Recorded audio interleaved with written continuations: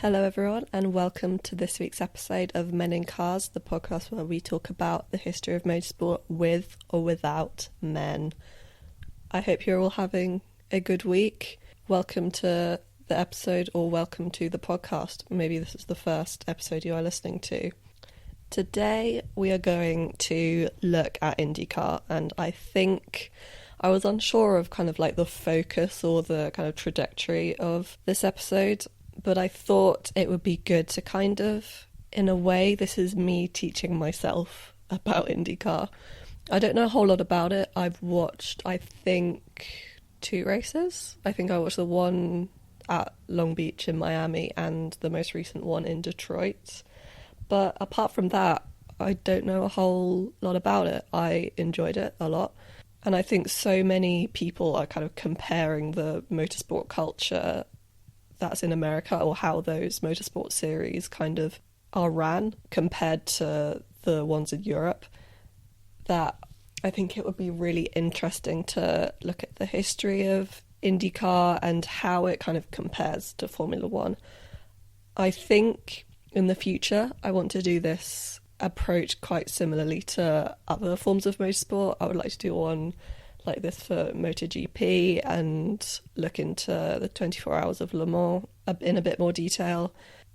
And obviously, because I'm not an expert on those, I mean, I'm not really an expert on anything, to be honest, but they're very kind of new to me. So I'm going to take this opportunity for us to learn together, because they do say that the best way to learn something is to try and teach someone else about it. And I hope that will make it a little more digestible because I'm going to kind of try and explain it, or at least the rules or the way the races work kind of in comparison to Formula One. Not just because I think it's very interesting, but also if you are interested in motorsport at all, Formula One is typically your first stop. So we're going to start off with that and then kind of go into the backstory of IndyCar, why it started in the first place, how the Indy 500, which is a race within the IndyCar series, how that has evolved and become such kind of a worldwide event, and also look at some kind of famous figures who have transferred from F1 to IndyCar, so therefore showing that difference in the culture, in how they perform in these different types of series. And again, in general, it makes it a little easier to understand if you kind of have a frame of reference and know how these drivers kind of performed in F1 and how that compares with their achievements in IndyCar. So looking at all those differences between American motorsport and Formula One kind of opens the question of the place that motorsport has in American culture, because I think it's a lot bigger than, I mean, from a European or British perspective, I don't know a lot about American culture, but when I was kind of researching this, it seems to be a lot more kind of, maybe not deep-rooted, but they're a lot more passionate about it than you would see from an outside perspective. And I think that is because a lot of American motorsport series or organizations are very localized. They take a lot of pride in being an all-American, homegrown, they use kind of organization. So we're going to look into that a bit more and perhaps extend a little to kind of NASCAR culture, although I won't go into that too much, but it kind of encompasses a lot about how people interact with IndyCar as well. So we'll look at that. So we're going to start off with a lovely little comparison. I have made a beautiful table on Microsoft Word that I'll try and read in a slightly more interesting way. So if you don't know, IndyCar is an open-wheel, single-seater class of Formula racing cars, and it is the highest class in the United States and encompasses races such as the Indy 500, which is very well known internationally as well. And whilst it has seen many different forms or been known through different organisations throughout the years, the first Indy 500 race was held in 1911. So that's kind of the starting point of IndyCar as we would recognise it today. So when we look at kind of what IndyCar sets out to achieve in comparison with Formula One, I think it really prioritizes a sense of competition, a sense of an equal playing field amongst the drivers. And I think that's down to multiple factors, but the main one today is probably the lower budgets that the teams have and the fact that they all have to use the same chassis and they can choose between only two engines. So that means that a sense of entertainment value is really core in IndyCar, whereas in Formula One, their main goal, or the team's main goal, is to be the pinnacle of engineering. So not really competition as such, even though that obviously helps. That helps their viewing figures and therefore helps bring in the money, which is obviously essential. But there is a huge focus on design and development, therefore meaning that the competitiveness of the cars can be extremely different, as you can see by watching Formula One races today. So I find that really interesting when people discuss where Formula One should go in the future and how it should be a bit more like IndyCar. And whilst I do agree, I think it would benefit the Formula One championship in terms of viewing figures, because people are not going to want to tune into a race that they don't find entertaining, obviously. But I feel like not a lot of people really recognise that the main goal of that specific championship is to create the fastest car you possibly can. So if they're not aiming for that, if they're not doing everything in their power to do that, are you in the right racing series? Should you go elsewhere? So I think it's very interesting to consider that. So like Formula One, IndyCar has road courses, it has street tracks, but it also has oval tracks, which Formula One do not have. So oval tracks are obviously a track that is in an oval. So the cars obviously only turn in one direction and higher speeds can be achieved. And because of this, they are considered to be more dangerous. Often they have slightly kind of banked corners. If you look at, I think they're most common in NASCAR. So if you look at the shape of those tracks and the way in which they race, it's a bit different maybe. So the track at the Indy 500 is an oval, so the cars can obviously reach much higher speeds and there is much more room for mistakes, for crashes and stuff like that. So on straights on tracks, the top speeds are kind of around 240 miles an hour, and IndyCar cars tend to have a much higher kind of straight line speed at about kind of 600 to 700 horsepower. Whereas on Formula One cars, obviously it's hard to tell because the Formula One tracks and the cars themselves differ a lot in terms of their speed, and speed does not exactly equate to a better performance or a higher result. So Formula One cars have lower speeds kind of due to the prioritization of downforce as well as those kind of cornering speeds, but they accelerate a lot quicker. And overall, even kind of researching it, it's a lot harder to kind of gauge the true power of those engines and the dynamics of how the cars function, because, as I said earlier, the difference in the competitiveness on cars, they're not likely to disclose what is making their cars so quick. Another aspect of IndyCar cars is the refueling. So in IndyCar, they still have refueling, whereas in Formula One, that was banned in 2010 before kind of the hybrid era. So now those engines don't need to have that amount of fuel in them, or they don't need to be refueled. Whereas in IndyCar, I think they're working on creating engines that do not need to be refueled throughout the race, but I'm not sure exactly when that will come into play. And also it changes a lot about the kind of race strategics if you don't have that to take into account. So in terms of the actual races in IndyCar, because you have that variety of track types, so you've got the ovals, the street circuits and the more traditional kind of race tracks, the qualifying really varies, and I won't go into too much detail about this because It's quite complicated. It's quite complicated, and as much as I love motorsport and find it fascinating, the intricacies of qualifying is not the most thrilling thing I've ever read in my life. So in general, it's more like drivers kind of do a run of the track, and then I think again, it varies, but kind of if they do 2 runs of the track, they'll get an average. So if you look in oval races specifically, they get 2 runs on the track and then are ranked on an average of those runs, and then that determines where they place on the grid. In the Indy 500, this is a bit different, obviously, because it's a much bigger event. It's split into kind of 3 days with a series of shootouts, and then an average is determined based on those, I believe. Whereas in Formula One, obviously you have the 3 sections, Q1 to Q3, Q2 and Q1.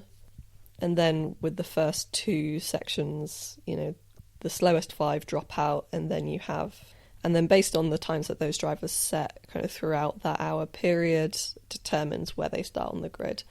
So this is true for IndyCar as well, but the fastest time, basically the faster the time you set, the higher up on the grid you will start. So in terms of points for the actual race, obviously in Formula One you have the top 10 drivers get various points. So the higher the place you're given, the more points you get, and then you get an extra point for fastest lap. Now in IndyCar, they're a lot more generous with their bonus points. So you get a bonus point for, or maybe multiple, I'm not sure. So you get bonus points for pole, for leading laps, for most laps led, and also in the Indy 500, the points you get for winning that, I believe, or maybe placing. I don't know if that's throughout the whole grid or if it's just if you win, but you get double points for that. So that's kind of the main dynamics of the racing as it is today. Obviously, I won't go into how it's evolved in a lot of detail. So that's kind of how it differs to Formula One at the moment. Now, in terms of kind of viewership, IndyCar obviously has a much lower viewership than Formula One. So in 2019, it was approximately 5.45 million viewers per race in IndyCar, and that figure is based on, I believe, NBC viewers, so that's not including if it was streamed abroad, but so that's just kind of approximate. But in 2022, the kind of average audience for a Formula One race was 91.5 million, so you've got a huge difference, and Formula One obviously has a much more international audience as well, and this kind of localization is also shown in where the races are held. So I believe in IndyCar it's not kind of set in stone, the rules that the races have to be in North America. They are at the moment. They only left the United States to do a race in Toronto in 2019, so I believe it is kind of in the works that they're thinking of going further afield, but again, mostly due to the lower budgets, it's a huge operation to ship cars and equipment around the globe like they do in Formula One. So in Formula One, you've got races across 5 different continents at the moment, so they therefore have a much longer season as well. So now we've got kind of the nuts and bolts of IndyCar as it stands today. Let's go into a bit of history, because we are a history podcast after all. I'm not quite sure this is going to be light on the history side. I know last week was a little light on the motorsport side, but it's fine. This is all for context. Anyway, history. So the first Indy 500 race, as I said earlier, was held in 1911, and this is at the Indianapolis Motor Speedway, and it is still held there today. As I said previously, it is an oval racetrack. So even going back to its conception, the Indy 500 was one of the most prestigious events in motorsport, and it still is to this day, even though IndyCar does not have those viewing figures. But as I talked about in the episode I did on the Monaco Grand Prix, the Indy 500 is part of the Triple Crown of racing. So that's the Indy 500, the Monaco Grand Prix, and the 24 Hours of Le Mans. So winning the Indy 500 is a really prestigious and big achievement in the world of motorsport. So as IndyCar was kind of developing with the Indy 500 race in the centre point, The cars were mainly made by kind of local manufacturers, and this was with kind of a very loosely defined set of rules. So that, I think, kind of set up a lot of the culture points that you can really see in IndyCar, so that local aspects of being a very inherently American sport or having American cars dates back to this rule, and also having kind of a loosely defined racing series, having it be a little bit more relaxed, a bit more chilled out, and for entertainment purposes definitely still translates today. This did change slightly as the sport became a bit more popular. You have the introduction of more standardised rules, and the cars became a lot more similar. So I suppose, even though the concept of having local manufacturers is quite different, having a variety in the types of cars that were used in IndyCar at the beginning, I suppose, is a bit more familiar to how Formula One is or was. So the series continued throughout those later decades, but began to fall off kind of in the late 1960s, where a new racing league, so the Championship Racing League, began, and that set up a rivalry kind of between the Championship Racing League and the United States Automobile Club. So the Indy 500 was a single event within the USAC, but in 1996, the CART and the USAC merged to form the Indy Racing League. So this merging of these two kind of competing leagues was mainly to create a bit more unification within the sport, and therefore guaranteed much more kind of financial stability for team owners, and also meant that the Indy 500 was now a much, maybe not bigger, but more prominent centrepiece for a much longer series. And throughout this time, it was renamed as the IndyCar Series, and then in 2008, this merged with the Champ Car World Series, which meant that now all the open-wheel racing in North America was under the same series. So there are loads of kind of famous figures from IndyCar. I'm not going to go into all of them, but I thought I would just describe the ones who transferred from Formula One to IndyCar. Some of them went back to Formula One, I believe, because I think it is really interesting to compare those achievements, or how certain drivers adapted to what was quite a different form of racing.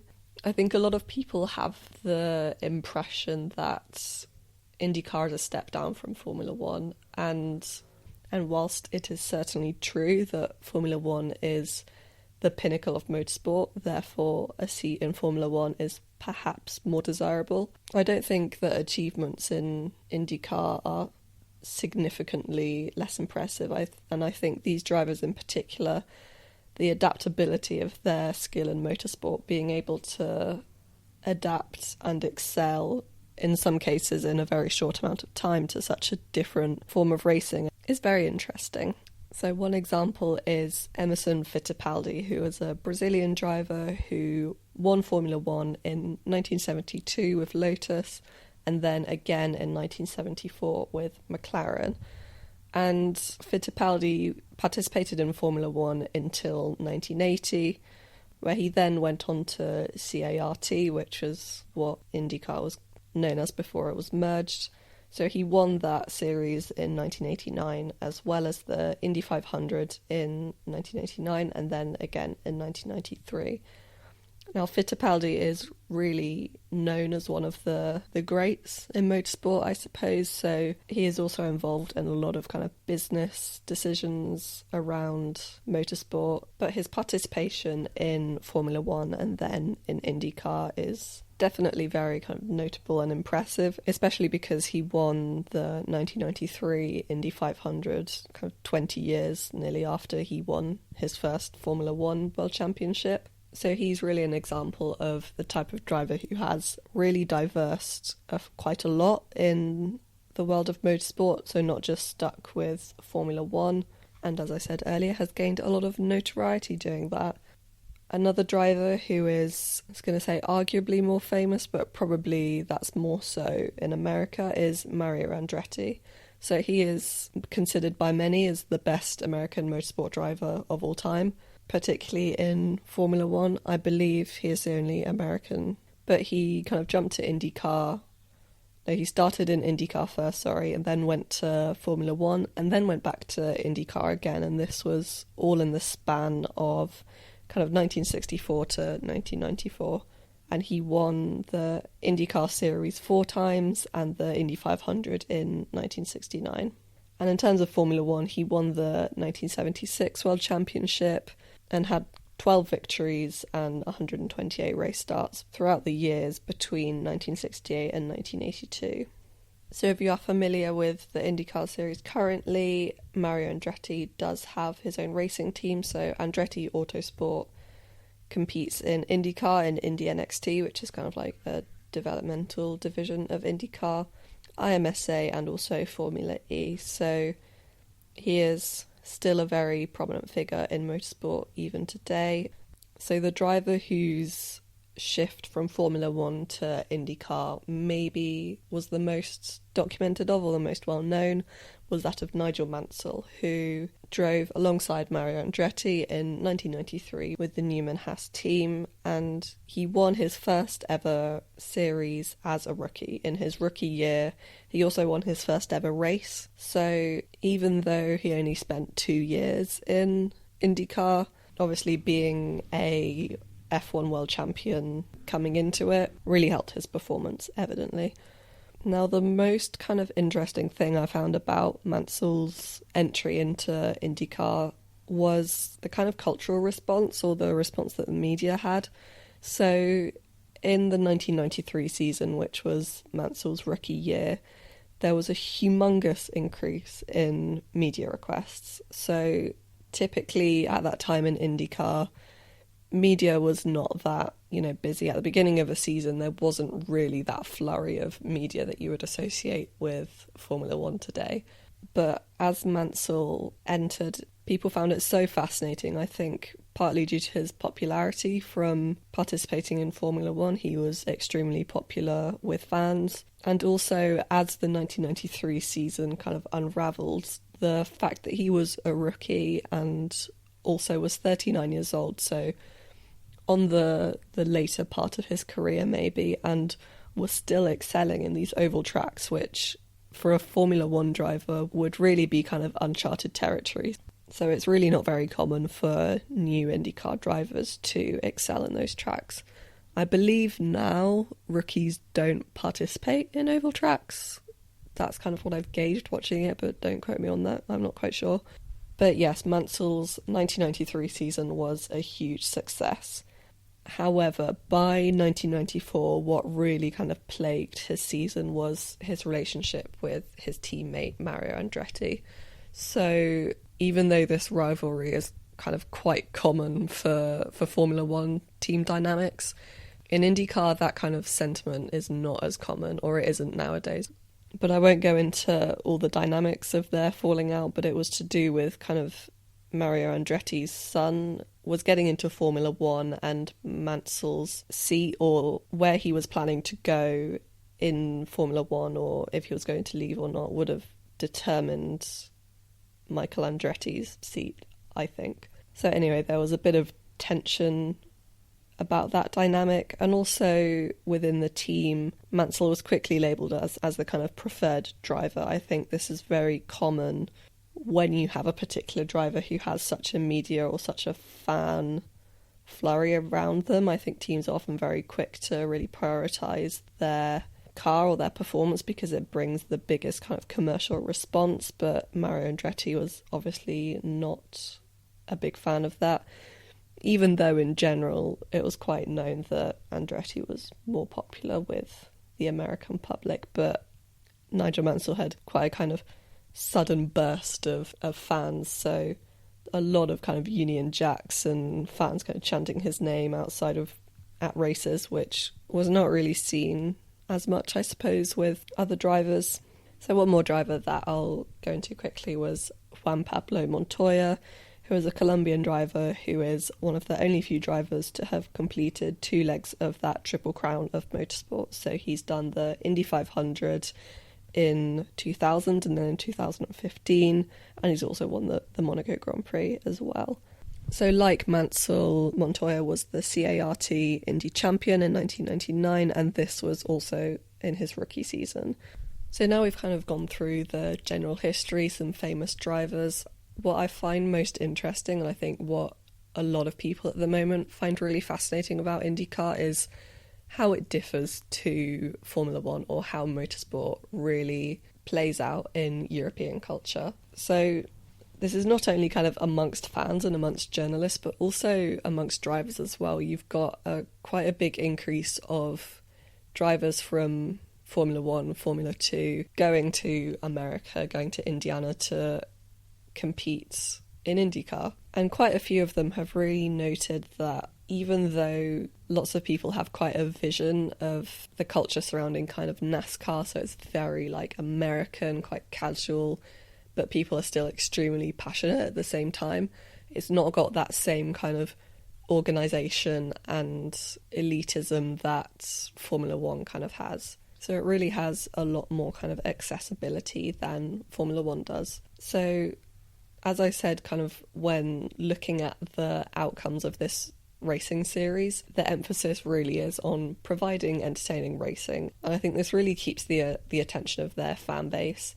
Nowadays, you've got, I remember Marcus Armstrong, who is a rookie in IndyCar at the moment, said that the paddocks are so kind of accessible to fans. So if you wanted to meet your famous driver, like, it would be fairly easy to wander around the paddock and have a look at how it really works. And this obviously kind of comes hand in hand with having a bit of a lower viewership. So the drivers are, I wouldn't say less famous, but kind of less media sensations, so they don't have that kind of mad flurry around them that perhaps some Formula One drivers do. And this aspect of accessibility is, people always say with Formula One kind of, oh, the sport needs to be, you know, more people should walk around the paddocks, more people should meet drivers. But I think when you've got such a high viewership, and particularly now with the growth of Formula One on social media, you've got people viewing these drivers much more similarly to how they would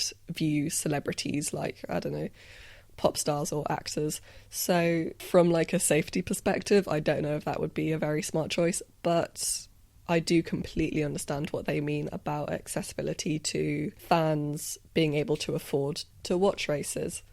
And this is also commented on by a lot of people, but the price of Formula One tickets is absolutely insane. So I think if you wanted to attend every IndyCar race, if you lumped all that money of tickets together, it would still be less than a grandstand ticket to a Formula One race. So the difference is absolutely staggering, and I can't really see how having that increased price tickets is really benefiting Formula One. I know they would sell out very quickly, but from what I've seen, some of those tickets don't sell out immediately, so obviously people are not buying them. People are not going to want to spend kind of £20,000 on tickets very regularly. But I think overall, maybe not just centred to IndyCar, but as American motorsport culture in general, there's a really general philosophy that, you know, sports life shouldn't be taken too seriously.